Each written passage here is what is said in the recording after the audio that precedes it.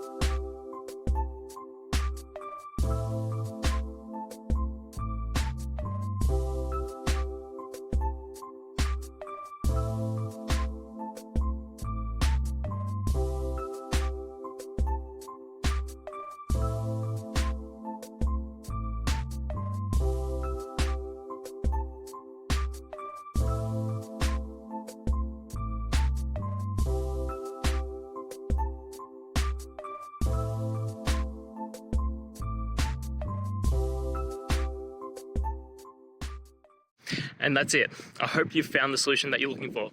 If you did, please hit subscribe. I'd really appreciate it. And until the next time that you need technical help, I hope you have a good one. Cheers.